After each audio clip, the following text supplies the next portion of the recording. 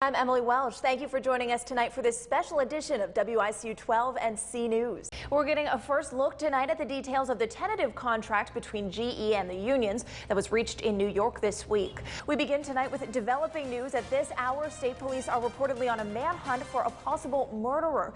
There's currently a heavy police presence on Thatcher Road in Conneautville. This Sunday marks 30 years since Northwest Pennsylvania's most destructive and deadliest tornado outbreak. We're getting a first look into the government's case against more than 20 suspects arrested in a major drug trafficking operation based in Erie. The Erie woman accused of leaving her dog in a dark basement with no food or water says she accepts full responsibility. A lot of parents in our area are relieved to have their children home safe tonight. It's a story we've been following closely all day. At this hour, the shooter is still reportedly at large. C News' Dee Dee Sun is on the ground for us in Edinboro tonight with details. Our top story tonight, as site law enforcement and people all around Pennsylvania have waited 7 weeks to see. Eric Frein appeared in court today after a 48-day manhunt. Well, the other story topping our news tonight, an explosion on a quiet Erie street that investigators are now calling suspicious. Tonight, we're going back to Guatemala, where an Erie eye doctor and local donors are helping bring sight to millions of people in developing countries.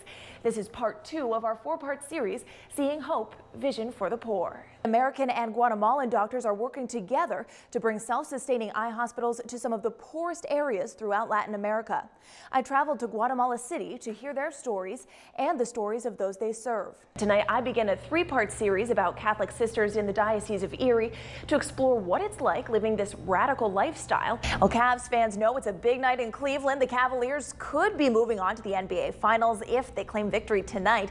C News' Brandon Arroyo is reporting live from Quicken Loans Arena. Looks like Willy Wonka isn't the only one with a golden ticket. The Erie Otters have a few of their own. You can see behind us that there are these towels on every seat for every fan who comes in tonight. Well, big news in Pennsylvania politics today. Our new governor, Tom Wolf, was sworn into office. C News was the only local station in Harrisburg for the inauguration today. How will that additional $1 billion for education funding affect Erie specifically? The two men vying for the governor's seat have a huge turnout of support in their respective cities. We go first to Pittsburgh, where the Corbett camp is hoping to celebrate a second-term win. Corbett said he didn't want to tax them because he was afraid that that would drive business away. But do you think that ultimately putting that tax on the gas drilling is going to be good for Pennsylvania's economy? First of all, the suspects are dead, but there is fear that they were part of a terror cell. So what could that mean?